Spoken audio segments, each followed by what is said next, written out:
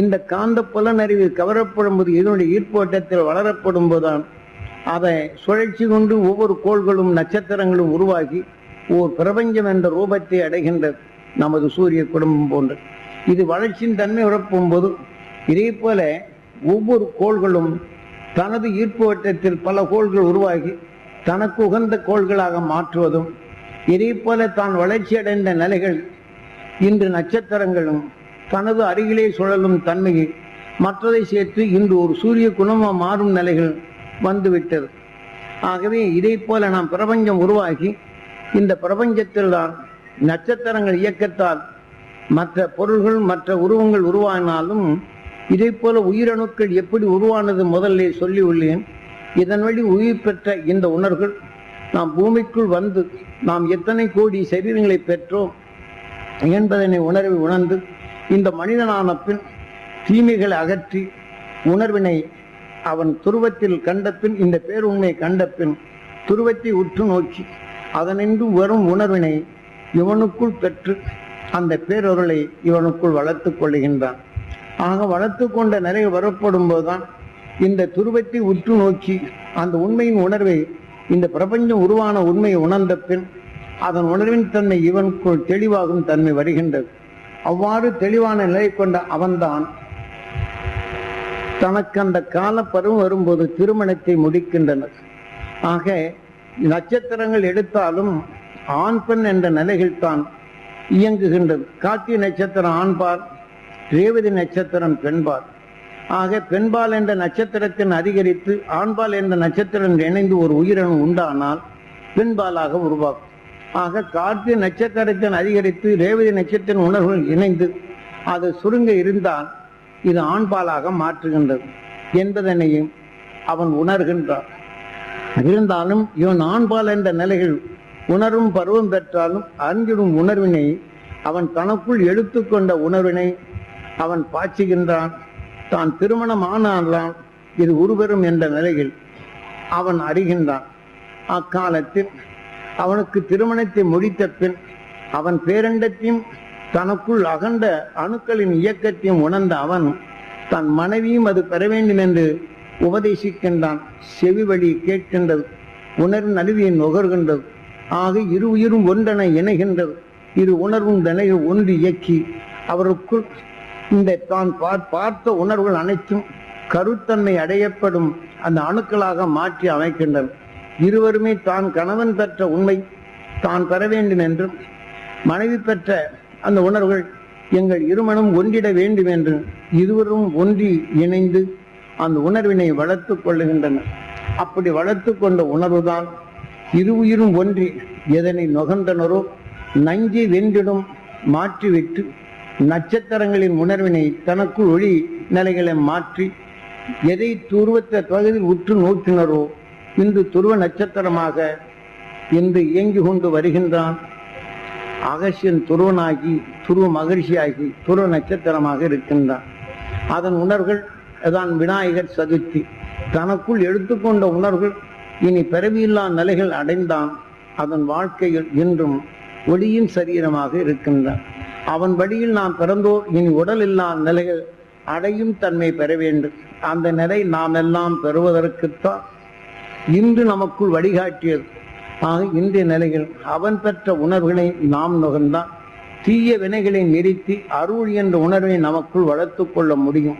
அதை வளர்த்து கொள்ளும் நன்னாளாக தான் விநாயகர் சதுர்த்தி என்றும் இன்று அவன் பெற்ற உணர்வினை நமக்குள் நுகர்ந்து நாம் நம் உடலில் சேர்த்து தீய வினைகளை மாற்றி உணர்வின் ஒளியாக மாற்றி ஆக நமக்குள் என்றும் பிறவியில்லா நிலைகள் அடைய செய்யும் அந்த மார்க்கமே இன்று விநாயகர் சதுர்த்தி.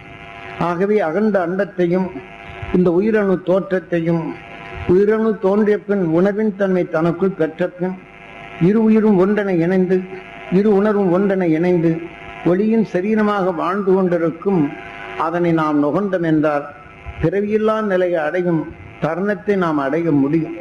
அத்தகைய நிலையில் அவன் வாழ்ந்து வழிகாட்டிய நிறைவு கொண்டு நாமும் வாழ்வோம் என்றால் இனி பிறவி இல்லை. வரும் தீமைகளை நமக்குள் வராது தடுக்க வேண்டும்.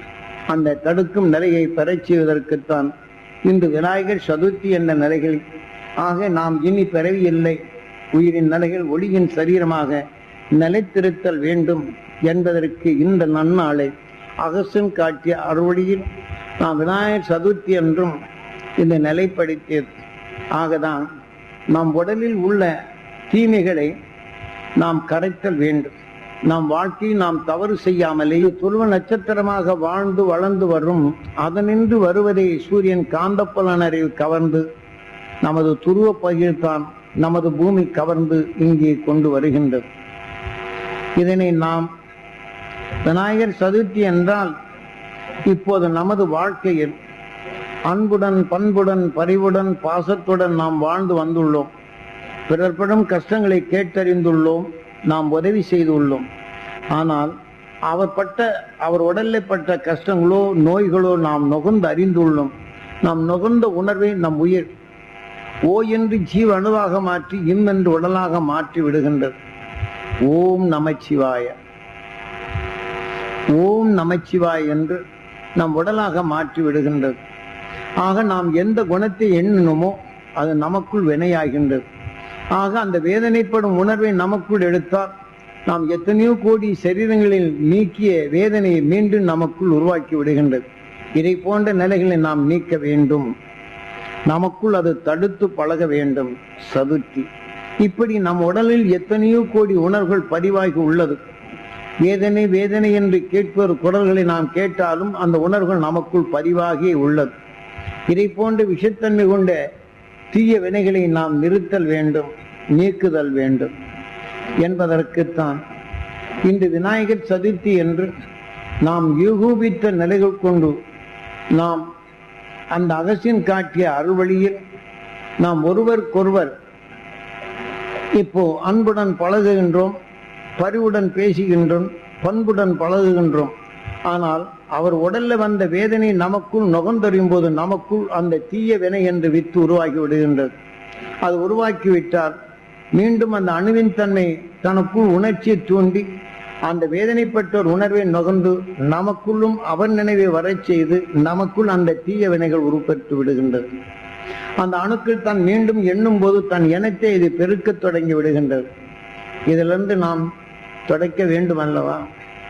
அவ்வப்போது நாம் அந்த துருவ நட்சத்திரத்தின் பேரொழியும் நாம் பெற வேண்டும் என்று அந்த நோயோடு வாடிக்கொண்டு இருப்போரை நாம் அப்போது நாம் எண்ணி அந்த துருவ நட்சத்திரத்தின் பேரொழியும் என் உடல் முழுதும் படர வேண்டும், என் ஜீவாத்மா பெற வேண்டும் என்றால் அந்த நோயின் தன்மை நுகர்ந்தறிந்தாலும் இவையெல்லாம் நீக்கி ஒளியின் சரீரம் பெற்ற அந்த உணர்வினை நாம் இணைத்தோம் என்றால் இதை அடக்கிவிடும்.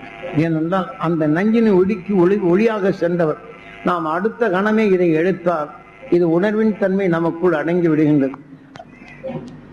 அந்த அணுத்தன்மைகள் மாறுகின்றது. இருப்பினும் நாம் கண்கொண்டு நோயாளி உற்று நோக்கிய உணர்வு ஊழ்வினை என்ற வித்தாக நாம எலும்புக்குள் பதிவாக்கி விடுகின்றது. அந்த எலும்புக்குள் பதிவாக்கிவிட்டால் நாம் நிலத்துக்குள் எப்படி ஒரு வித்து பதிந்து விட்டால் அந்த காலம் வரும்போது மழை நீரோ இதை வரப்படும் போது அதை கண்டு அது தளர்ந்து எழுகின்றது. இதை போல வேதனை என்ற உணர்வின் தன்மையை நமக்குள் அவ்வப்போது இதை நிறுத்தினாலும் நாம் உற்று பார்த்த ஊழ்வினை என்ற நிலையை நமக்குள் பதிவாகியிருப்பது இதை இந்த மனிதன் வரும்போது தொலைத்து விடுகின்றோம். இன்னொரு மனிதன் வேதனைப்படுகின்றான். அந்த வேதனைப்படும் போது அந்த வேதனை நுகர்ந்தால் அதுவும் ஊழ்வினை என்ற வித்தாகின்றது. இருப்பினும் இந்த வேதனை உணர்வுகள் நாம் நுகர்ந்தறியும் போது மீண்டும் அந்த வேதனை உருவாக்கும் அணுவின் தன்மை நமக்குள் உருவெறுகின்றது.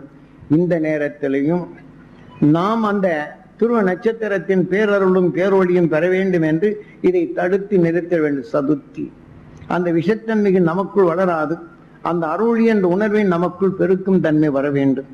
ஆகவே இதை நிறுத்தி பழகுதல் வேண்டும். இதை போன்று நமது வாழ்க்கையில் ஒவ்வொரு நிமிடமும் அந்த அகசியன் காட்டிய நிலையில் கொண்டு அவன் ஒளியின் சரீரமாக இருப்பதை சூரியன் கவர்ந்து வருவதை நாம் எண்ணி ஒவ்வொரு வாழ்க்கையிலும் நமக்குள் கஷ்டமோ நஷ்டமோ துன்பமோ துயரமோ இதை போன்ற நிலைகள் நாம் கேட்கும் போதெல்லாம் நாம் கேட்டுணர்ந்து அவர்களுக்கு உதவி செய்தாலும் அதிலிருந்து விலகி சென்றாலும் நுகர்ந்த உணர்வு நம் உயிர் அந்த அணுவாக மாற்றி விடுகின்றது. அந்த அணுவாக மாற்றிவிட்டால் அதை நாம் அதை குறைத்து பழக வேண்டும். அடுத்த கணமே அந்த துருவ நட்சத்திரத்தின் பேரருளும் பேரொழியும் பெற வேண்டும் என்று உடனே அதை இணைத்தால் நாம் நுகர்ந்த உணர்வுக்குள் அது கலந்து அந்த விஷயத்தின் தன்மையை அடக்கி நமக்கு உகந்ததாக மாற்றும். ஆக இதை அடக்கி நம்முடன் இணைந்து வாழச் செய்கின்றது. இன்று சூரியன் பல விஷத்தன்மைகளை தனக்குள் நுகரப்படும் போது அந்த நுகர்ந்து தன் அருகிலே வரப்படும் போது உருவான அந்த சக்தியை எதிர்த்து தாக்கி விஷத்தின் தன்மை பிரிக்கின்றது. ஆகவே தன்னை பாதுகாத்துக் கொள்ளுகின்றது.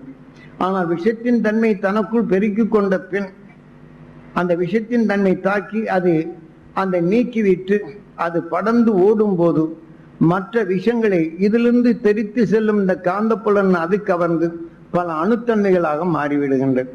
ஆனால் சூரியனோ விஷத்தின் தன்மை பிரித்துவிட்டு தனக்குள் உணவாக பாதரசங்களை உருவாக்கி விடுகின்றது. இதை வைத்துதான் உலக நிலைகளை உருவாக்கும் சக்தி பெறுகின்றது சூரியன். இதை கண்டுணர்ந்தவர் அகஸ்தியன். ஆகவே இதை போல நமக்குள் இந்த அகஸ்தியன் தான் கண்டுணர்ந்த உணர்வின் சத்தை துருவ நட்சத்திரமானது அவன் கண்ட உண்மையின் உணர்வுகள் அவன் அறிவில் தெரிந்து கொண்ட பின் அதனின்று வரக்கூடிய உணர்வினை நாம் நுகர்ந்தோம் என்றால் நமக்குள் சென்ற பின் இந்த உடலுக்குள் உள்புகுத்திய பின் இந்த வேதனையின் உணர்வு உள்புகாது உள்நின்று இது நீக்கிவிடும். ஆகவே அருஞானின் உணர்வை நாம் நுகர கற்றுக்கொள்ள வேண்டும். அந்த நுகருவதற்கு முன் நாம் பதிவாக்கி கொள்ள வேண்டும். இந்த பதிவின் வலு கொண்டு நாம் எப்போது தீமைகளை காண்கின்றோமோ அப்போதெல்லாம் ஈஸ்வரா என்று நம்மை உருவாக்கிய அவனிடம் வேண்டுதல் வேண்டும். அந்த துருவ நட்சத்திரத்தின் பேரருளும் பேரொழியும் என் உடலுக்குள் படர வேண்டும். என் உடல் உள்ள ஜீவான்மா ஜீவனுக்கள் பெற வேண்டும். ஏனென்றால் ஒரு தீமையின் உணர்வை நாம் நுகரும் போது இந்த உணர்வின் ஒளி அலைகள் நம் உடலுக்குள் பரவி அந்த நம் உடல் உள்ள அணுக்களை பாதிக்காமல் தடுப்பதற்கு முன் அடுத்த கணமே அந்த துருவ நட்சத்திரத்தின் பேரருளியும் பேரொழியும் நான் பெற வேண்டும் என்ற உணர்வினை நம் உடலுக்குள் அது பரப்புதல் வேண்டும். நாம் கண்ணின் நினைவை நம் உடலுக்குள் பாய்ச்சுதல் வேண்டும். அப்போ இந்த உணர்வின் தன்னை கண்ணன் கருவிலே இருக்கக்கூடிய குழந்தைக்கு உபதேசித்தார். நாம் நமக்குள் வளர்ந்து வரும் இந்த அணுக்களுக்கு அந்த துருவ நட்சத்திரத்தின் பேரருளும் பேரொழியும் பெற வேண்டும் என்று ஒரு நொடிக்குள் ஊடுருவி விட வேண்டும். நாம் நுகர்ந்து இரத்தனங்களை கலந்து அந்த அணுக்குள் போய் சேர்வதற்கு முன் அந்த அணுக்களில் பாய்ச்சி விட்டால் இந்த விஷத்தன்மை நம் உடலில் புகாது தடுப்பதற்கும் அதே சமயத்தில் அதில் எதிர்ப்புணர்வு உருவாகி இதை பிரித்து நீங்கள் அந்த மாதிரி நுகரும்போது நீங்கள் பார்க்கலாம். வேதனைப்படும்போது இந்த உணர்வை எடுத்தால் உங்க உடல் கேஸ் ஃபார்ம் ஆவதை பார்க்கலாம், வெளியில தள்ளும். நீங்க இதே மாதிரி வேதனை என்ற உணர்வை நீங்கள் நுகர்ந்த பின் அதனுடைய உணர்வுகளை பிரித்து அந்த ஆவி என்ற நிலைகள் வெளியேற்றும். இப்படி நாம் தீமைகள் உணர்வுகளை நாம் இரத்த நாணங்களை கலந்தாலும் ஆவித்தன்மை அடைந்து அது வெளித்தன்மையை வெளியாக ஆக்கிட வேண்டும். சூரியன் எப்படி தனக்குள் கவர்வதை மோதுதலில் பல உணர்வின் தன்னை பிரித்து விடுகின்றதோ நாம் நமது உயிர் தனக்குள் நுகரும் உணர்வினை இப்படி பிரித்து நாம் பழகுதல் வேண்டும். ஏனென்றால் இந்த ஆறாவது அறிவு தீமையின் தன்மை அறிந்தவன் இந்த ஆறாவது தன்மையால் உருவாக்கி கொண்டவன் அவசியம். அவன் உணர்வின் தன்மை துருவத்தின் ஆற்றலை தனக்குள் ஒளியின் தன்மை பெற்றவன். அவனில் உருவாக்கிய அந்த உணர்வின் சத்தை நமக்குள் பதிவாக்கி விட்டார். அதன் துணை கொண்டு எப்போது வேண்டுமென்றாலும் அந்த துருவ மகிழ்ச்சியின் துருவ நட்சத்திரத்தின் பேரருளும் பேரொழியும் நாம் பெற வேண்டும் என்ற உணர்வை உள் செலுத்தினால் உடனே அந்த நமக்குள் விஷத்தன்மை நாம் வளராது நிறுத்தி விடலாம். இதுதான் விநாயகர் சதுர்த்தி. ஆக நமக்குள் இந்த உடலை உணர்வின் ஒளியாக மாற்றிடல் வேண்டும். ஆகவே இந்த நிலை பெறுவதற்கு அகசியன் பெற்ற பேருண்மையை நாம் பெறுதல் வேண்டும். எந்துரைக்கே மீண்டும் உங்களுக்கு தெளிவாக்குவது. ஆனால் இதை போல அகசியன் தனது வாழ்நாளில் பெற்ற அந்த பேருண்மைகள் இங்கே படர்ந்துள்ளது. இப்ப மனிதருக்குள் ஒருவருக்கொருவர் நாம் உறவாடும் உணர்வுகள் நமக்குள் பதிவாகி உள்ளது. ஆக சோர்வென்ற வேதனைகள் உருவாக்கப்படும் போது அவன் உணர்வை இழுத்து நாமும் நமக்குள் அந்த தீய வினைகள் உருவாக்குகின்றது. இதே போல் அகசியன் தீமைகளை வென்று ஒளியின் சரீரமான இந்த உணர்வை நாம் எப்போது நாம் எண்ணுகின்றோமோ அதை கவர்ந்து தீமைகளை தொலைத்து பழகுதல் வேண்டும். ஆகவேதான் விநாயகர் சதுர்த்தி என்ற நிலைகளை நாம் வாழ்க்கையிலே ஒவ்வொரு நிமிடமும் அதை நுகர்ந்து தீமைகளை அகற்றினாலும் நமக்குள் அந்த ஊழ்வினை என்ற வித்துகள் உண்டு. ஆக இவை சந்தர்ப்பம் வருவதோ வேதனை சலிப்பு சஞ்சலம் கோபம் என்ற உணர்வுகள் பதிவான இந்த வித்துகள் நான் சந்தர்ப்பத்தால் பிறை சண்டை செய்யும் போதோ மோதும் போதோ வெறுப்படையும் போதோ இந்த உணர்வை நுகர்ந்தால் உடனே அதை ஜீவன் பெற தொடங்கி விடுகின்றது. இதை போன்ற